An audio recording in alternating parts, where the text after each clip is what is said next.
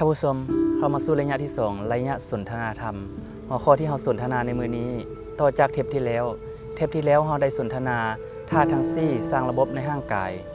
และมื้อนี้จะมาลงลึกระบบภูมิคุ้มกันในร่างกายตอนนี้แม่คุณดีจันทจักรอยู่นำรายการของพวกเราแล้วสบายดีโดยสบายดีท่านผู้ชมโดยเนี่ยเพราะว่าเทปที่แล้วเราได้ลงลึกเกี่ยวกับระบบธาตุทั้ง4ในร่างกายเนาะแล้วมื้อนี้เราอยากลงลึกภูมิคุ้มกันในร่างกายของเราโดยให้ท่านผู้ชมได้รับทราบเจ้าโดยระบบภูมิคุ้มกันของร่างกายเรานี่ถือว่าเป็นระบบที่สร้างจากธาตุดินเนาะโดยธาตุดินนี้ได้สร้างระบบภูมิคุ้มกันร่างกายและระบบทางเดินอาหารเนาะฉะนั้นแหละมื้อนี้พวกเราจะมาลงลึกเกี่ยวกับเรื่องภูมิคุ้มกันร่างกายของพวกเราภูมิคุ้มกันร่างกายของพวกเรานี่แม่นทงน้ำบีและตับเนาะเคยได้เกินไว้อยู่เทปผ่านมาเนาะและฉะนั้นอันนี้เป็นตัวที่จะเฮ็ดให้พวกเรานี่มีการ ความสามารถป้องกันเชื้อโรคต่างๆเชื้อโรคเชื้อราเชื้อสิ่งที่มันมีอยู่ในอ้อมข้างเรานี่แหละเนาะเชื้อโรคตัวนี้นี่มันทางป้องกันและก็ทำลายพร้อมเนาะเพิ่นเอิ้นว่ามันเป็นระบบกองทหารเป็นกองทหารที่ซ้อมป้องกันและก็ซ้อมจับตัวบดีที่จะเข้ามาร่างกายของพวกเราเนาะระบบภูมิคุ้มกันของพวกเรานี่นะเป็นเรื่องที่สำคัญเพราะว่าอย่างเวลาที่พวกเราอยู่นำโรคอ้อมข้างของพวกเรานี่นะมันหักมีเนาะมันหักมีจะเป็นเชื้อโรคเชื้อไวรัสคือช่วงปัจจุบันนี้ก็เป็นโควิดนั่นเนาะอันนี้มันมาได้ทุกทาง ซึ่งจะเป็นเชื้อโรคที่มานำอาหารจะเป็นเชื้อโรคที่มานำอากาศหรือจะเป็นเชื้อโรคหรือจะเป็นพิษนะเพื่อนเอิญนะที่มันสร้างเองอยู่ในร่างกายของพวกเรานี่คือพวกเราเคยได้เว้าผ่านมาเนาะมันจะมีสิ่งต่างๆที่ร่างกายของพวกเราเพื่อนเอิญว่าระบบเผาผลาญถ้าว่าระบบเผาผลาญนี่เวลาที่มันเฮ็ดเวียกนะมันก็จะมีไอเสียคือเฮาหุงข้าวแหละก็จะมีไอแก๊สนี้สั่งเป็นของเสียเป็นควนเป็นที่สั่งขึ้นมาอันร่างกายของพวกเราก็คือกันเนี่ยมันมีพิษอยู่อ้อมข้างและอยู่ในตัวพร้อมและฉะนั้นแหละเราต้องรักษาภูมิต้านทานของเราให้แข็งแรงถ้าว่ามันระบบภูมิคุ้มกันของเรานี่นะอ่อนแอนี่นะพวกเราจะมักภูมิแพ้เป็นภูมิแพ้อันนั้นที่ว่าเขาว่าอากาศเปลี่ยนน้อยนึงเขาก็เป็นมีอาหารบดีน้อยนึงเขาก็แพ้แม่นบ่และตั้งแท้นี่มันร่างกายของเขานี่แหละมันบ่มีภูมิมันบ่มีภูมิคุ้มกันนี่จะเฮ็ดให้พวกเรานี่เจ็บง่ายเจ็บป่วยง่ายอยู่บ่อยู่เขาก็เจ็บเองเจ็บง่ายที่สุดเลยแล้วก็หนักไปกว่านั้นน่ะภูมิเฮานี่นะจะเป็นภูมิที่กินตัวเองเคยได้ยินโรคภูมิพวงเนาะเพิ่นเอิ้นว่า โรคที่แพ้ภูมิตัวเองแพ้ภูมิตัวเองแปลว่าภูมิตัวเองนี่แหละแทนที่มันจะไปกำจัดพยาธิกำจัดเชื้อโรคที่เข้ามาร่างกายแต่มันมากำจัดเซลล์ของเราเองอันนี้แหละมันเป็นเพิ่นเอิ้นว่าแพ้ภูมิตัวเองเป็นโรคภูมิเพี้ยนนี่ภูมิที่มันบ่จื้อเซลล์เราเองมันไปกินเซลล์เราเองคืออาจจะเป็นเพิ่นเอิ้นมะเร็งกินเลือดเห็นบ่แทนที่หั่นเม็ดเลือดขาวมันจะไปกินเชื้อโรคแต่มันมากินเม็ดเลือดเราเองอันนี้ก็เป็นตายานเลยเนาะอันนี้เพิ่นแล้วภูมิแพ้ก็เป็นภูมิเพี้ยนก็เป็นแพ้ภูมิตัวเองก็เป็นเนาะอันนี้คือเฮ็ดให้พวกเรานี่มีความเสี่ยงหลายอาจจะเป็นเนื้องอกขึ้นมาเนาะเป็นเซลล์มะเร็ง เกิดมีปัญหาอยู่ในส่วนต่างๆของร่างกายเห็นบ่ต้องเขาจะมักเพราะว่าเป็นโรคคอเสื่อมเป็นโรคไทรอยด์เป็นโรคสะเก็ดเงินเนาะอัน สะเก็ดเงินนี่มันคล้ายๆกับว่ายุ่ๆแล้วผิวเขาจะขาวแล้วขาวแบบมันด่างเลยเนาะเคยเห็นเนาะนี่แหละมันย้อนว่าภูมิของพวกเขานี่มันเปลี่ยนไปกินเลือดกินไอ้สั่งของตัวเองเนาะแล้วเขาจะเสริมสร้างภูมิคุ้มกันของพวกเขานี่ได้จังไดเนาะอันนี้นี่พวกเขาจะต้องได้เอาใจใส่เนี่ยถ้าว่าจะเว้าไปให้มันง่ายที่สุดเนาะก็คือกลับไปหาอคือเก่า โดยแต่ว่า เพื่อให้มันละเอียดขึ้นจะว่าให้ฟังเป็นข้อๆไปเนาะคือหนึ่งระหว่างเรื่องความเครียดความกังวลเนาะอันนี้มันก็อยู่ในอารมณ์อยู่แล้วอันนี้เขาต้องเฮ็ดจังไหนเพื่อให้เขานี่ระวังว่าให้เขานี่มีความเครียดมีความกังวลแต่ถ้าว่าเขากังวลเรื่องเวลามันจะช้าเขาก็ต้องตื่นแต่ดึกเขาก็ต้องพยายามหลีกเลี่ยงร่างกายของเขานี่มันจะผลิตสารคอร์ติซอลเนาะคือว่านั่นแหละถ้าว่าเกิดปัญหาถ้าว่ามีความกังวลใจบ่สบายใจนี่มันสร้างโรคเพื่อจะมาช่วยแก้ไขปัญหาให้เขาแต่ว่ามันหลายเกินไปแล้วมันบ่ดีบัดนี้ข้อที่2จะต้องพักผ่อนนอนให้ได้ระดับว่า8 ชั่วโมงหรือว่านอนให้ได้คุณภาพบ่แม่นว่านอน8 ชั่วโมงแล้วอยากนอนยามใดก็นอนแต่8 ชั่วโมงอันนี้ก็บ่ได้อีกเลย สมมุติว่าถ้าว่าเฮาหักไปนอนดึกนอน12 โมงแต่ไปตื่นอยู่พุ่น10 โมงคุณเฮาก็คิดว่าเฮานอนหลายเด้แต่บ่ได้เพราะว่าเฮานอนต้องนอนให้มันทันกับช่วงร่างกายเฮาตับเฮานี่แหละที่จะเฮาดูแลตับเฮาเฮ็ดจังได๋ตับเฮาเฮ็ดตับกับท่งน้ำดีเนี่ยนะเขาเจ้าจะเฮ็ดเวียกดีที่สุดแม่นช่วง11 โมง5 โมงนึงแม่นช่วงของท่งน้ำบีแล้วกลางคืนได้11 โมงกลางคืนฮอดโมงนึงเป็นเวลาของท่งน้ำบีแล้วโมงนึง3 โมงเช้าอันนั้นจะเป็นช่วงของตับแล้วฉะนั้นแหละเราต้องได้นอนให้หลับสนิทเพิ่นเอิ้นน่ะถ้าว่าเรานอนแบบนอนหลับตื่นนอนแล้วก็เที่ยวไปลุกเหี่ยวเที่ยวอันนี้บ่ได้คุณภาพบ่ได้คุณภาพสิ่งสำคัญแน่นอนแม่นการพักผ่อน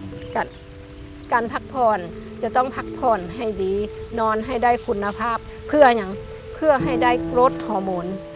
ตัวสำคัญแหละตัวฮอร์โมนนะโกรทฮอร์โมนนี่ถ้าว่าเป็นเด็กน้อยมันก็จะช่วยให้เด็กน้อยหันใหญ่ขึ้นสูงขึ้นแต่ถ้าเป็นผู้ใหญ่ก็จะไปช่วยซ่อมแซมเซลล์ที่มันบ่ดีที่มันอ่อนเพลียมันก็จะไปช่วยซ่อมแซมให้แล้วอันที่3แมนให้ดื่มน้ำให้เพียงพอและก็ให้ถึกเวลาอีกเด้บ่แม่นว่ากินน้ำหลายได้แต่ไปกินตอนแรงๆ บ่ได้ต้องตื่นเช้ามาให้กินน้ำหลายๆโลดถ้าเฮากินน้ำหลายตอนเช้ามันจะช่วยไปขยายไตช่วยไปล้างไตช่วยไปล้างมักไขลังเฮาเนาะแล้วพิษที่มันที่มันถูกเก็บออกมา ส่วนหลายนี่ระบบเฮานี่นะจะเก็บพิษออกมาแล้วเอามาทิ่มเอามาปะไว้ระบบลำไส้ลำไส้ดังนั้น ถ้าเขาตื่นมาเขากินน้ำหลายๆแล้วเขาไปถ่ายเบาเขาไปถ่ายนักมันก็ได้เห็นให้เขาล้างพิษออกดังนั้นแหละเพื่อนยังค่อยว่า สำคัญระบบระบบล้างพิษล้างพิษแต่ว่าอันนี้แม่นอย่างเขาเน้นเรื่องการกินน้ำให้หลายๆและกินให้ถึกเวลาอันนี้ก็สำคัญเนาะข้อที่4แม่นอย่างหลีกเลี่ยงสารกระตุ้นสารเคมีสารเบื่อเมาอันนี้มีอยู่ใส่ สารกระตุ้นทั้งหลายเป็นพวกชากาแฟสารเบื่อเมาไหมยังก็พวกเหล้าพวกยาสูบพวกอาหาร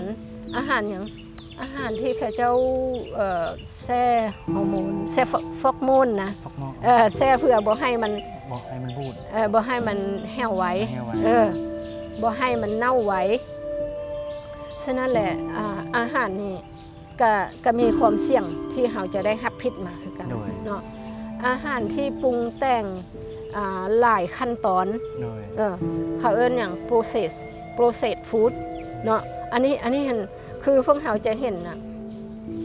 อาหารบ้านเรามีเป็นพวกไส้กรอกเป็นพวกนะที่เขาเจ้าผ่านขั้นตอนผ่านกันหลายๆอันนะมันเห็นให้คุณภาพมันตกส่องมามันเกิดเป็นสารเนาะเคยได้ยินเนาะมันมีสารไซยาไนด์สารที่มันมีอยู่ในอาหารเฮานะนี่แหละแล้ววันนี้อาหารสำเร็จรูปที่เขาจะปรุงแต่งไว้เพื่อให้เฮาง่ายอันนั้นก็ได้ระวังอีกเพราะว่าอย่างเขาใส่สารกันบูดสารกันบูดเขาต้องได้รักษาอาหารเนาะอาหารกระป๋องบ่อาหารเป็นพวกสิ่งที่มันรักษาอายุมันเนาะแล้วเป็นอาหารที่เป็นนมงัวนี่ก็เสี่ยงอยู่ แต่ว่าถ้าเป็นนมส้มมันก็ไปช่วยมีจุลินทรีย์ไปช่วยย่อยสลายบางตัวให้เราเป็นอาหารที่ดีให้เราได้แต่ว่านมงัวธรรมดานี่นะมันจะย่อยยากเคยได้ยินเนาะกินนมแล้วท้องอืดกินนมแล้วมักเจ็บท้องอันนี้ฉะนั้นแหละนมนี่ได้ระวังคือกันเนาะแล้วพวกแป้งขัดขาวแป้งที่เขาจะเอามาเฮ็ดข้าวจี่เอามาเฮ็ดขนมเฮ็ดอย่างก็เป็นกัวซองเป็นโดนัทเป็นอีสังแถวนี่แหละพวกเขาจะต้องได้ระวังเนาะแล้วก็เป็นขนมหวานอันนั้นดับเบิลเลยทั้งหวานทั้งแป้งเนาะน้ำตาลกับแป้งเนี่ยมันเห็นให้พวกเขานี่ได้รับแป้งได้รับน้ำตาลเกินแล้วบัดนี้ข้อที่5ว่าเกี่ยวกับเรื่องการกินอาหารเสริมภูมิต้านทานให้ดีนะเราจะต้องเน้นไปหาพวกผักหมักไม้ที่มีสีเขียวเพราะว่าอย่างสีที่มันจะช่วยระบบน้ำบีกับตับนี่จะเป็นหมักไม้เป็นผักสีเขียวเนาะเป็นน้ำมันสกัดเย็นเนาะจะเห็นให้พวกเขานี่ได้รับน้ำมันที่ถูกต้องเพราะว่าถ้าว่าเขาหักไปกินขนมบางอันนี่เขาเจ้าก็มักจืดมักทอดน้ำมันไหลจืดไหลเทื่อเส้นเข้าไป ถึกคมฮ้อนไหลเทื่อก็จะเป็นอันตรายเนาะแล้วก็กินอาหารที่ประเภทที่มีวิตามินต่างๆมีอยู่ใส่ก็พวกบักไม้พวกผักพวกอีสังนี้แหละแต่มันถ้าว่าพวกเขาหักกินอาหารที่มีวิตามินครบชุดเนาะก็จะเห็นให้พวกเขานี่ร่างกายของพวกเขาสร้าง สารภูมิต้านทานให้ได้ดีแล้วก็ให้กินอาหารที่มีแร่ธาตุก็มีแคลเซียมมีแมกนีเซียมโพแทสเซียมเนาะคือเขากินน่ะถ้าว่าเขาอยากให้เขาดูดซึมอาหารได้ดีนะเขาจะต้องได้กินให้มันมีครบพร้อมกันถ้าว่าเขากินแต่อย่างใดอย่างหนึ่งบางเทื่อมันก็บ่สามารถดูดซึมมันก็ส่งออกคือเก่าดังนั้นแหละถ้าว่าเขากินหมักไม้ ควรมีผักไปนำเขาได้อย่างหมักไม้นี่ส่วนใหญ่จะเป็นโพแทสเซียมแล้วผักนี่อย่างแมกนีเซียมมันมีอย่างมีอยู่ในพวกสีเขียวๆนะเขาเอิ้นโคลโรฟิลบ่อันที่เป็นสีเขียวๆนะ แล้วมันมีโครงสร้างคือกันกับเลือดอีกเลยโครงสร้างคือกันโมเลกุลของมันนะตั้งแต่แกนมันจะตั้งกันแกนมันมีแมกนีเซียมตัวนี้นะฉะนั้นแหละเราควรกินผักให้หลายๆกินหมากไม้ให้หลายๆแล้วพวกแฟลกซีดพวกน้ำมันโอเมก้า3นี่มันมีอยู่ใส่ในบ้านเฮานี่บักงาเกียงบางงาเกียงนี่ก็มี แล้วเฮ็ดให้พวกนี้ไปช่วยคือโอเมก้า3บางเทื่อเราก็ได้จากปลาเนาะจากเม็ดแฟลกซีดงาเจียงแถวนั้นแหละแล้วข้อต่อไปข้อที่6เอาพิษออกจากร่างกายบางครั้งนี่ควรมีการอดอาหารคือเพิ่นอยากให้ร่างกายของเราได้ดึงสิ่งสะสม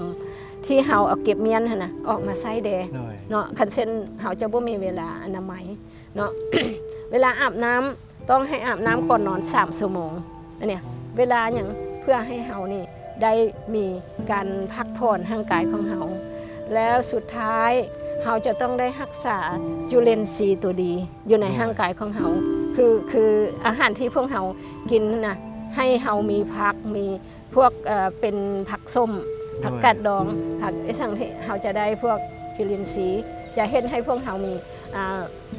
พรีไบโอติกกับโปรไบโอติกเนาะเราให้มันเห็นให้อาหารเรามีจุลินทรีย์ตัวดีมาช่วยย่อยอาหารย่อยสิ่งเศษเหลืออยู่ในลำไส้ให้เป็นประโยชน์เนาะท่านผู้ชมที่ผ่านไปแล้วนั้นแม่คุณดีจันทจักรได้รู้หลายอย่างลึกซึ้งเกี่ยวกับภูมิคุ้มกันของร่างกายเป็นต้นพักผ่อนกินอาหารสร้างภูมิคุ้มกันให้ร่างกายของคนเฮามาฮอดนี้รายการของพวกเฮาต้องขอขอบใจแม่คุณดีหลายขอบใจท่านผู้ชมมาฮอดนี้พักรับชมสิ่งที่น่าสนใจจากทางรายการกันก่อนแล้วกลับเข้ามาสู่ระยะที่3ระยะข่าวพุทธศาสนา